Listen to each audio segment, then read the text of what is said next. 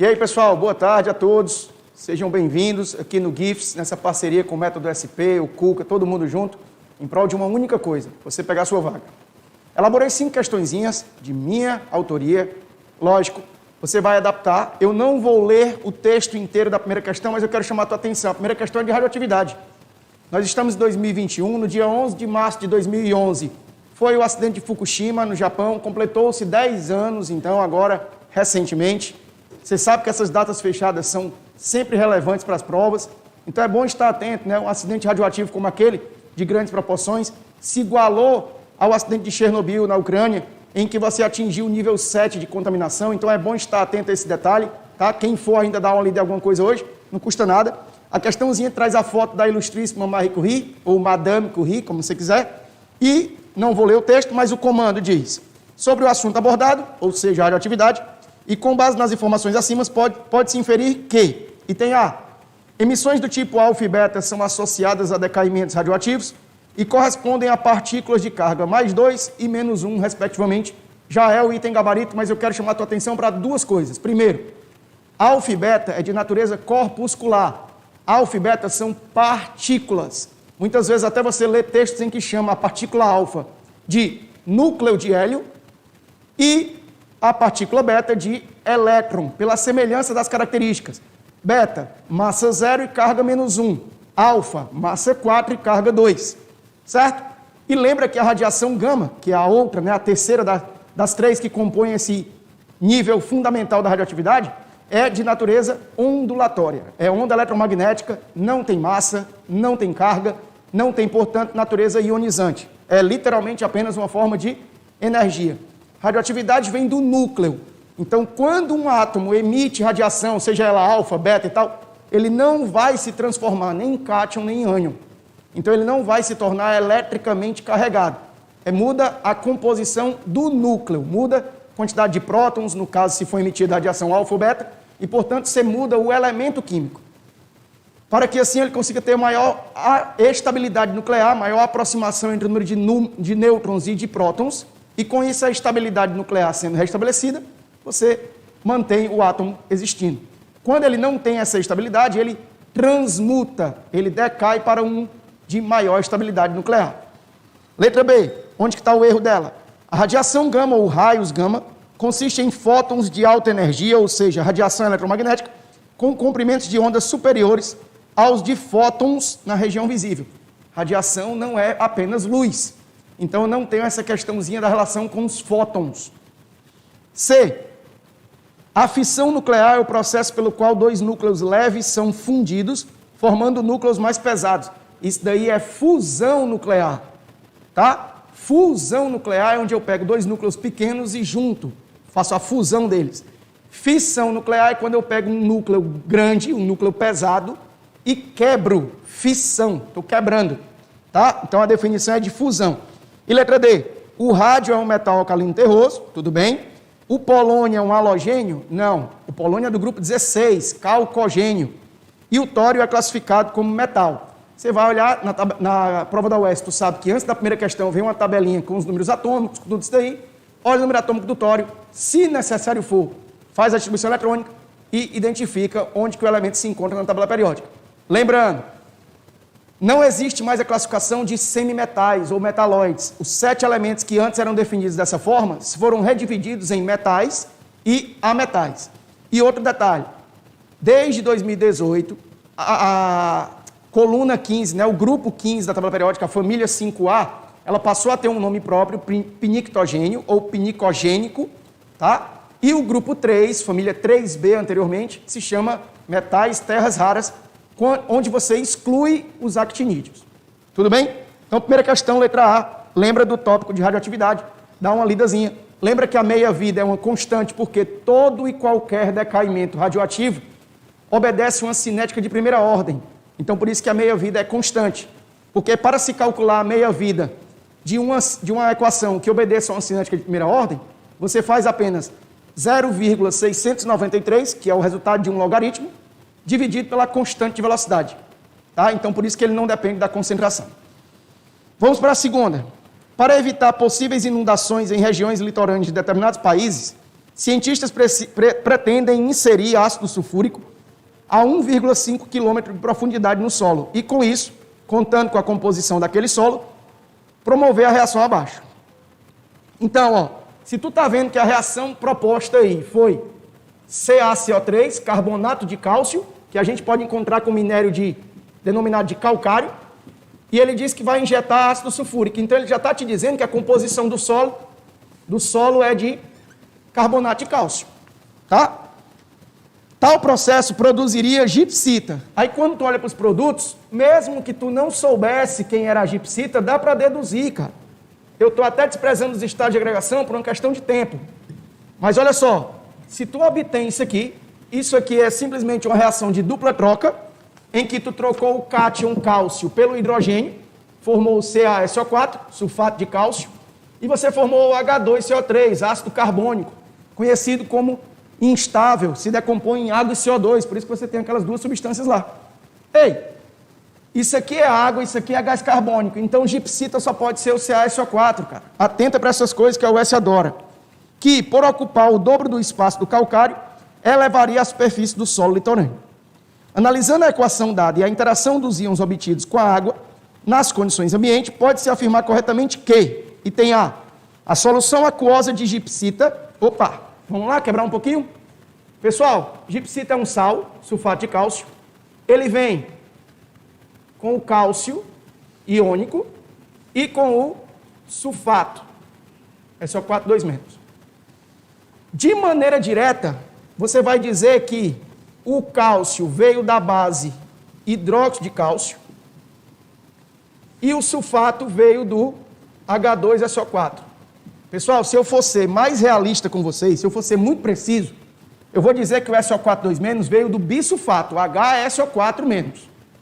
Mas, até pela proporção estequiométrica 2:2, né, quantidade de hidroxílio de hidrogênio, eu digo sim que, mesmo não sendo de maneira direta, o sulfato veio do ácido sulfúrico. O que é que eu quero fazer você lembrar? Hidróxido de cálcio é uma base forte.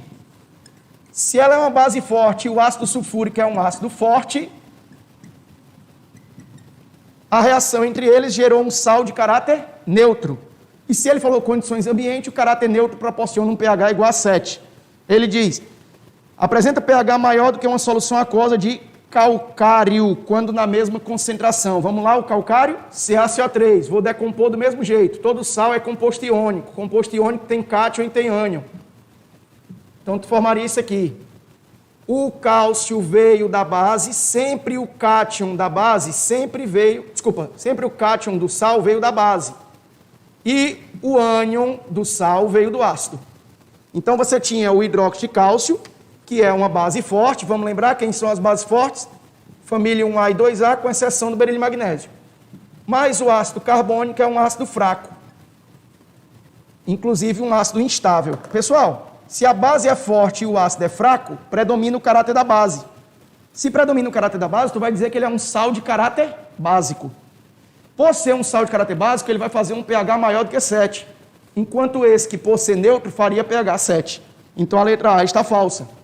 A gipsita faria o pH 7. O calcário faria um pH maior do que 7. Então está falso. B. A solução aquosa de gipsita apresenta um pH neutro, ok. E não há hidrólise do cátion nem do ânion, mas apenas a autoionização da água. Isso é conceito. Eu criei a questão por causa desse item. Se o sal é neutro, tu vai lembrar que numa hidrólise, que é o que vai caracterizar o caráter do sal, que vai identificar o caráter do sal, quem sofre a hidrólise é o íon proveniente do eletrólito fraco. Se nenhum dos dois aqui é fraco, não tem hidrólise de ninguém. É apenas a água ionizando, formando H+, e OH-. Quem sofre a hidrólise aqui é o íon proveniente do eletrólito fraco. Então aqui teria a hidrólise do carbonato. Tá? Então letra B está correta, é o gabarito da questão. Letra C. Uma solução aquosa de ácido sulfúrico apresenta iguais concentrações para os íons sulfato e para os íons hidrônio. Não. Ácido sulfúrico é um ácido diprótico ou um diácido. Quando ele sofrer ionização total, ele vai gerar 1 mol de sulfato e 2 mol de hidrogênio. Então a proporção é de 2:1 e não 1:1. D. A adição de carbonato de cálcio sob a forma de calcário reduz a acidez do solo porque provoca uma diminuição do seu pH. É um sal de caráter básico, reduziria a acidez do solo, mas isso faz com que o pH aumente. Se eu continuar diminuindo o pH, eu vou continuar aumentando a acidez. Quanto menor o pH, maior a acidez. Então, o gabarito da segunda, letra B. De bora para a terceira, que diz, com base nas estruturas apresentadas abaixo, marque o que for correto. Enunciado típico da UES, sem contextualização alguma. O item A joga. O composto A é o de menor polaridade. Até aí tudo bem, porque o composto A é um hidrocarboneto, composto B é um álcool, composto C é um aldeído, composto D é um ácido carboxílico. E, consequentemente, o de menor solubilidade em solventes orgânicos e maior volatilidade. Pessoal, se o composto A é apolar, por ser um hidrocarboneto, você vai tê-lo como sendo de menor ponto de ebulição, consequentemente, o que mais evapora, de maior volatilidade. E quando ele diz o de menor solubilidade em solventes orgânicos, generalize. Solventes orgânicos, você vai entender que são solventes apolares. E aquela frasezinha que diz, semelhante dissolve semelhante. Então, a letra A está falsa. Seria exatamente o contrário. Letra B. Os compostos A e C apresentam os maiores pontos de ebulição. O A está fora. E o C também não. Por quê? Porque o composto B tem OH, então ele é capaz de formar ligação de hidrogênio, o que eleva o ponto de ebulição, porque suas moléculas ficam mais aderidas uma à outra. O composto D, então, também, né? Tem OH, mesma coisa. O composto C é aldeído. Até pode formar uma interação forte que se compare à ligação de hidrogênio, mas tecnicamente não é. E o composto A muito menos, porque é um hidrocarboneto, é apolar. Então, maiores pontos de ebulição para o A e C já está falso, dentre os compostos planetários. E, portanto, são os menos hidrossolúveis. Aí estaria correta essa parte final. Porque o A e o C, o A principalmente, é apolar, na água ele teria baixa solubilidade. Item C, o composto D é encontrado na forma de dímero, pois suas moléculas interagem por ligações de hidrogênio entre seus grupos funcionais. Isso é verdadeiro e foi o motivo de eu colocar a questão aqui. Ácidos carboxílicos, quando você colocar duas carboxilas próximas uma à outra, o fato de ter as duas carboxilas próximas vai permitir que entre elas ocorram duas ligações de hidrogênio e, consequentemente, a adesão dessas partículas uma à outra será tão forte que na natureza você vai encontrar sempre duas moléculas grudadas. Isso é o que a gente chama de dímero. Di quer dizer dois, mero quer dizer unidade. Então, letra C é o gabarito. Letra D, o composto B apresenta o grupo funcional de maior polaridade, portanto, apresenta a maior solubilidade em água e a maior volatilidade. Isso é contraditório. Se ele for o mais polar, ele será o menos volátil. Tá? E mesmo assim, a polaridade do B é menor do que a do D, porque o D tem dois oxigênios ligados ao mesmo carbono. Então, ele concentra mais a densidade eletrônica. Portanto, o gabarito é realmente letra C. Quarta, diz, um dos medicamentos mais promissores no que se trata de tratamento do câncer é o que se tem em sua estrutura apresentada e nomeada abaixo. A respeito do esquema reacional e das estruturas do substrato e do produto, é correto afirmar que, item A conversão de A em B é uma reação de hidratação e se dá em meio ácido. O A, tu está vendo que tem OH na parte central aí da estrutura. Ó. E no B, tu vê que esse OH desapareceu. Então, de A para B, na verdade, o OH foi retirado. Então, isso aí se trata de uma reação de eliminação. Mais especificamente, aquela que tu chama de desidratação. Tu vai tirar a hidroxila, o OH, de um carbono e tu vai tirar o hidrogênio do carbono vizinho. Por isso que no composto B, lá naquele carbono onde estava o OH, no composto B apareceu uma dupla. Porque na hora que você tirou o OH de um e o hidrogênio do outro, você repôs o par de elétrons por meio da ligação π. Então, letra A está falsa. B, a estrutura A apresenta dois isômeros opticamente ativos. Para ter dois isômeros opticamente ativos, você teria apenas um carbono assimétrico, apenas um carbono quiral, como você preferir chamar. E, na verdade, no composto A, você tem dois carbonos assimétricos. Você tem no composto A, ó, eu não vou copiar a estrutura toda por conta de questão de tempo mesmo, mas se você olhar para a estrutura do composto A, o começo dela aí logo do lado esquerdo, você teria algo mais ou menos assim. Aqui tem um OH, esse OH, o carbono se liga a um benzeno, e ele continua aqui para outro benzeno e tudo mais. Veja, ó, este carbono aqui é assimétrico, porque ele está ligado a 4 grupos diferentes, e este aqui também é assimétrico. porque ele também está ligado a 4 grupos diferentes. Lembre-se que eu falo grupo. Eu não estou falando que ele está ligado a 4 elementos diferentes. É o grupo todo que eu estou analisando. Então, se ele tem 2 carbonos assimétricos, ele apresentaria 4 isômeros opticamente ativos, porque o número de isômeros opticamente ativos é 2 elevado a n, onde esse n é o número de carbonos assimétricos. Letra C. A reação inversa trata-se de uma adição nucleofílica e o catalisador é o ácido sulfúrico. Ei, ácido sulfúrico como catalisador, você pode acreditar, o ácido sulfúrico ele é um ácido forte, como a gente já falou, ele é um ácido oxidante, porque como o enxofre tem número de oxidação alto, NOx alto, a tendência dele é diminuir e, portanto, provocar a oxidação do outro. E ele é um ácido desidratante. Então, a presença do ácido sulfúrico no meio vai fazer com que seja eliminada uma molécula de água. Mas isso acontece na reação, não a inversa, mas sim na direta, a usualidade do ácido sulfúrico. E o detalhe, na reação direta, tu teve eliminação, tu não teve adição. Se você estivesse falando da reação inversa, o ácido sulfúrico até poderia participar por conta da questãozinha do H+, do ácido forte, que vai contribuir com a hidratação. Ok, mas não é adição nucleofílica. Seria adição eletrofílica. Aqui fica a dica, ó. Se a ligação π que você quebrou para a reação de adição ocorrer, se a ligação π for entre carbonos, a reação é de natureza eletrofílica. Se a ligação π for entre carbono e um elemento mais eletronegativo, tipo oxigênio, nitrogênio, aí sim você vai chamar de adição nucleofílica. Eu vou repetir. Se a ligação π que foi rompida no caminho de B para A é uma ligação π entre carbonos, a adição é eletrofílica, não é nucleofílica. Então, letra C está errado, o gabarito, portanto, letra D, diz, a estrutura B apresenta 2 grupos funcionais, alcox e amino. Ok, eu falei do grupo funcional, eu não falei da função. A função seria éter e amina, beleza. Mas e qual é o nome do grupo funcional? Alcox é o nome do grupo funcional do éter, onde você tem um radical alquila ligado ao oxigênio, alcox. Uma cadeia carbônica, alc, ligada ao oxigênio, ox. E o nitrogênio da função amina, o grupo funcional se chama amino. Por isso que o nome daquele componente da bioquímica é aminoácido. Porque tu tem o nome do grupo amino ligado à cadeia do ácido carboxílico. E a última, pessoal, que é uma interpretação do gráfico, eu só quero lembrar vocês que nesse gráfico aí, você tem pontos que você não pode perder de vista. Aparecer um gráfico como esse, seja crescente ou decrescente, você vai sempre destacar os mesmos pontos. Não precisa fazer conta, não precisa complicar nada. É só interpretar sempre os mesmos pontos, ó.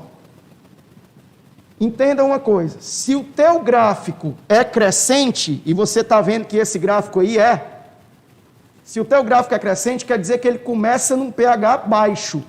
Só o fato de você visualizar isso já te permite concluir que o titulado, que é o componente que já estava presente, é um ácido. E o titulante é uma base. Por isso que à medida que ele vai sendo adicionado, o pH vai subindo. Titulado é ácido, titulante é base. Acabou. Já andou metade do caminho. Vamos para a outra metade. Tu vai olhar para a parte vertical e vai marcar o ponto central. Esse ponto central vai te dar o pH da neutralização e, consequentemente, o volume da neutralização. Esse ponto aqui é o que tu chama de ponto de equivalência. Nesse ponto aqui, a quantidade de hidroxila e de H+, se igualaram, neutralizou. Então, esse pH aqui vai dizer para você se o sal formado é de caráter ácido ou de caráter básico. E aqui, quando você pegar exatamente o volume da neutralização dividido por 2, ou seja, a metade dele, você vai ter nesse ponto aqui o chamado solução tampão ideal. Esse intervalo que vai desse ponto até aqui representa a solução tampão existindo no sistema. Então agora, com essa revisão feita, e tem o pH do titulado é igual a 2 e o sal produzido é de caráter neutro. Por favor, o ponto central está até marcado aí, é 7. Então pH neutro, ok, mas olha o começo. O pH do titulado é igual a 2? Não. Titulado é o que tu tem no início. O pH inicial dele é 1. Então o item A está falso. Letra B. À medida que o titulante é adicionado, a concentração de íons hidrônio aumenta. E à medida que o titulante está sendo adicionado, o pH está aumentando. Se o pH está aumentando, a concentração de íons hidrônio está diminuindo. C. O pH aumenta muito rapidamente próximo do ponto de equivalência. Ó, tu vê que um pequeno volume aqui fez o pH crescer muito. Então a letra C está correta. Letra D. O gráfico indica que foram titulados 25 ml de HBr, 0,1 mol por litro. 25? Não. 50. E o tampão ideal tem pH igual a 1,5. O tampão ideal está bem aqui. Tu olha o pH que ele gera, é mais ou menos aí, dá para aceitar o 1,5 sim. Mas o primeiro trecho do item D estaria falso. Portanto, gabarito letra C de certeza de aprovação, só com GIFs e método SP no coração. Pessoal, recupere seu semestre, faça a sua vida valer a pena. A pandemia está aí, mas todo mundo está vivendo. Então, se sobressaia aos outros, afinal de contas, passar num concurso vestibular é isso. Não é ser o melhor, é ser melhor do que os seus concorrentes. Então, venha com a melhor equipe e cresça, recupere tudo que você perdeu ou acha que perdeu e se faça cada dia melhor, garanta a sua vaga. Deus abençoe, Nossa Senhora os proteja e amanhã que seja o melhor dia da sua vida esse ano. Beijo, até a próxima.